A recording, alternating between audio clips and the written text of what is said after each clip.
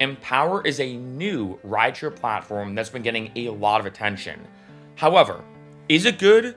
Is it bad? Should you drive for Empower? Getting right into the review, I like to be very transparent and direct in all my videos. As you can see, with Empower, it's a bit different than Lyft and Uber in terms of their model. Drivers set their own rates and keep 100% of the fare, and riders can get more affordable rides from drivers they trust. Going down here, it's better for drivers because, again, you set your own rates. And in addition, it's better for riders. Riders using Empower pay 20% less on average compared to Uber and Lyft. So at first, this all sounds pretty awesome. Like, wait, I set my own rates. I'm gonna make more money as a driver. And then for passengers taking Empower, you on average spend 20% less. It's a win-win for everyone, right?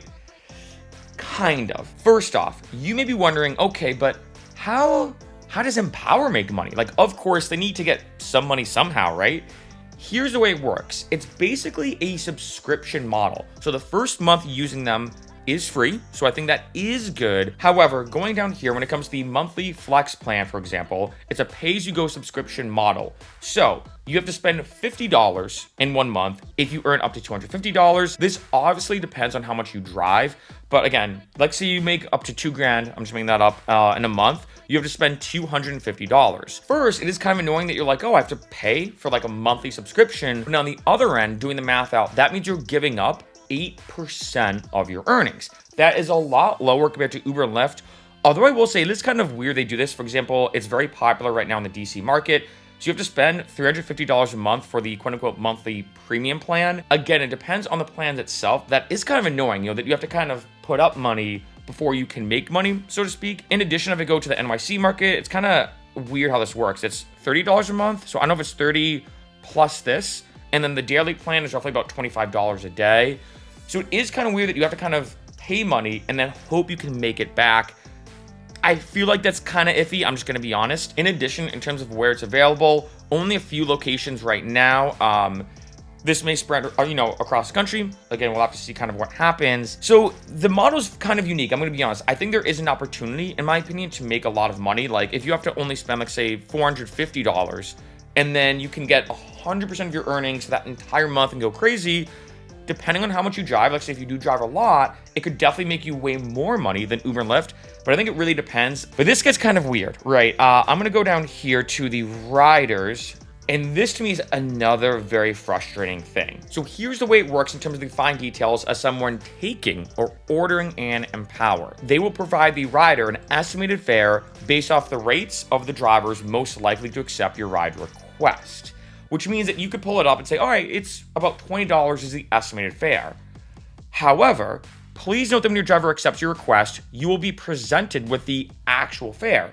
Meaning, like say, the estimated fare might be $20, but for whatever reason, the driver who goes to pick you up says, oh, you know what?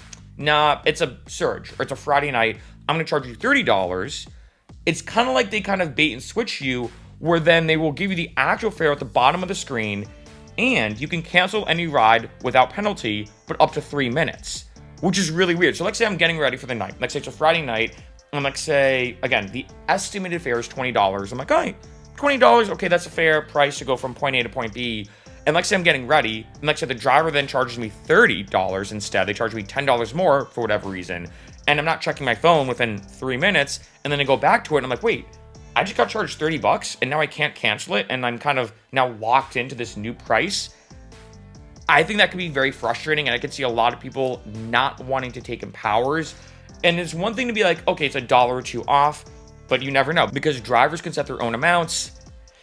Very, very bittersweet, especially from the rider's perspective. With that being said, here's the big elephant in the room I have to address, especially for this video. I've already talked about how, just in general, it's very difficult for someone to create a new ride-sharing app. It's not impossible, but it's very difficult to rival Uber and Lyft for a bunch of different reasons.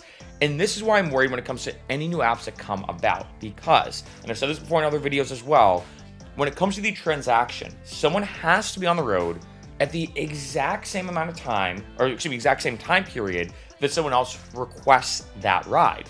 If let's say you want to make a sport drink, for example, to rival Gatorade, Powerade, Prime, now by Logan Paul and KSI, well, if you put your product on the shelf of Walmart or Target or 7-Eleven, it can be up there for days, weeks, months, till whenever it expires, until someone purchases it. So the transaction time from putting the product out and making it available and someone actually purchasing it is very long. It can be potentially months, right? Take like a microphone. It could be years, for example. With ride sharing, it has to be almost instantaneous, which means it's very likely that, like, say someone goes to order an Empower and there's just no drivers on the road and they're like, great, I'm just going to order an Uber. Why wait a ton of time? Like, yeah, I might save more money, but I need to get from point A to point B. On the flip side, for drivers, they might say, hey, you know what?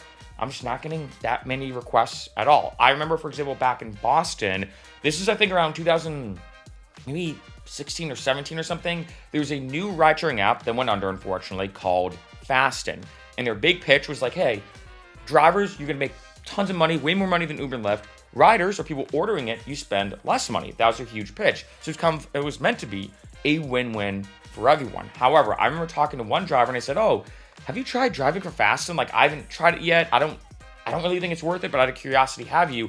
And he told me he had the app on, of course, along with Uber and Lyft, because he figured, why put all my eggs into one basket just in case? He goes, I had the app on for 2 hours.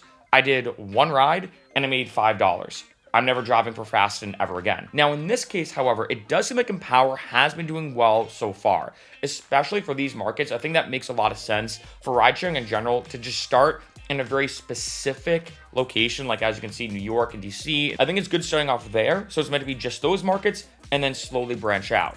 So I do think that Empower does have potential. I want to be very transparent about that.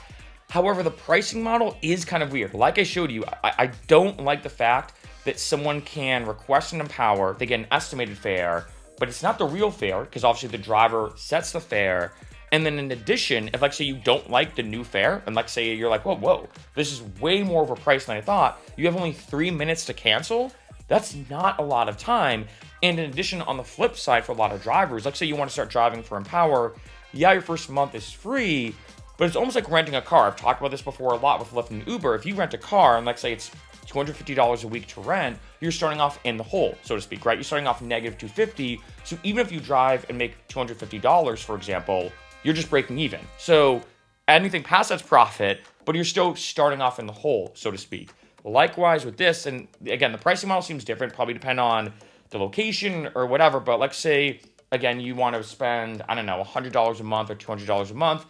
Yeah, that's not horrible, especially for just the month. And again, you get 100% of your fares, and doing the percentages out, like I showed you, it is a lot better than Uber and Lyft, right? Like, let's say you make up to $2,000, you're only spending $250, which is only 8% of your earnings is going to Empower, if you do the math out.